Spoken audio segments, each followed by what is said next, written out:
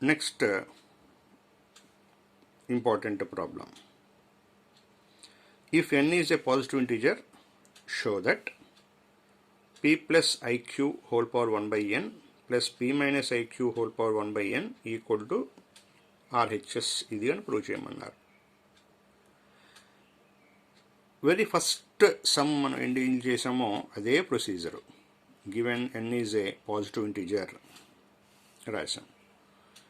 p plus ఐక్యూని consider చేశాం. డిమాయిస్ theorem use చేయాలి అంటే cos theta plus I sine theta ఫామ్లో ఉండాలి కాబట్టి అలా లేదు అని అర్థమవుతుంది. ఇక్కడ కాస్ సైన్ కనపడట్లేదు కదా. మార్చడం కోసం ఏం చేస్తున్నాను, compare with A plus IB. A అంటే పి, బి అంటే క్యూ. మోడ్ యాంప్లిట్యూడ్ ఫామ్ అన్న పోలార్ ఫామ్ అన్న ఒకటే. కంపేర్ చేసి ఆర్ వాల్యూ ఫైండ్ అవుట్ చేస్తున్నా. Root over A square plus B square అంటే P square plus Q square వచ్చింది.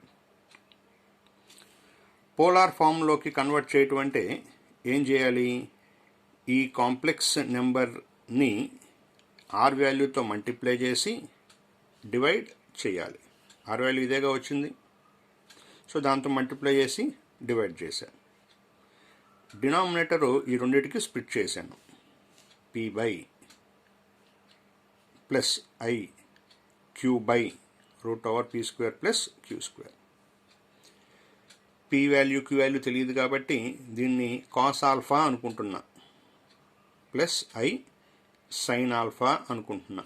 అంటే కాస్ ఆల్ఫా వాల్యూ ఇదని, సైన్ ఆల్ఫా వాల్యూ ఇదని అనుకుంటున్నా. Where cos alpha equal to sine alpha equal to అని రాశాను. ఇప్పుడు p plus IQ whole power 1 by n సమ్ములో అడిగారు కదా.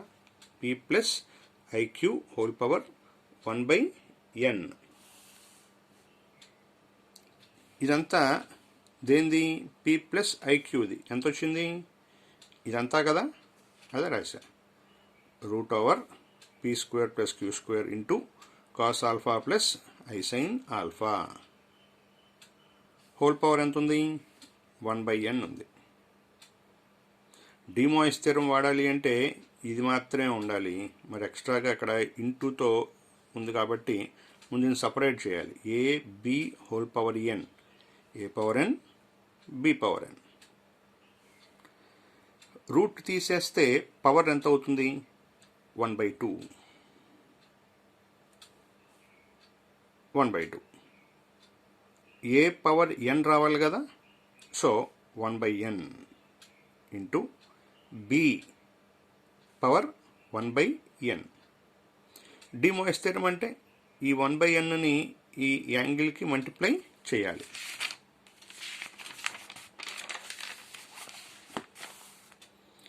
p plus IQ whole power 1 by n equal to A power m whole power n, A power mn, రెండు powers multiply చేయాలి. So 1 into 1 1 by 2 into n 2n. De Moivre's theorem అంటే 1 by n into alpha అని రాసుకోవాలి. పవర్ని ఇక్కడ multiply చేయాలి కాబట్టి. So ఏమవుతుంది, cos 1 by n into alpha plus I sine 1 by n into alpha. దీని ఈక్వేషన్ 1 అనుకున్నా. సిమిలర్లీ మనకి p minus I Q whole power 1 by n కూడా కావాలి. అంటే ఇక్కడ ప్లస్ బదులు ఏముంది, మైనస్ ఉంది. అంటే ఇక్కడ ఏ ఆన్సర్ అయితే వచ్చిందో ఆ ఆన్సర్లో ఇక్కడ ప్లస్ ఉన్న చోట ఏం పెట్టాలి, మైనస్ పెట్టాలి. అదంతా చేయకుండా similarly p minus I Q whole power 1 by n equal to, ఇక్కడ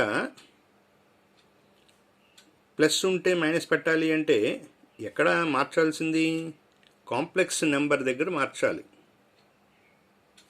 ఇది కాంప్లెక్స్ నెంబరా కాదు కదా, ఇది కాంప్లెక్స్, దాని కాంజుగేట్ ఇది. సో కాంప్లెక్స్ నెంబర్ కనపడిన చోట మార్చాలి. ఇది కాంప్లెక్స్ నెంబర్ కాదు కాబట్టి ఇక్కడ మార్చకూడదు. కాంప్లెక్స్ నెంబర్ ఇది కదా. సో ఇక్కడ ప్లస్ తీసేసి ఏం పెట్టాను, మైనస్ పెట్టా, దీన్ని 2 అనుకున్నాను.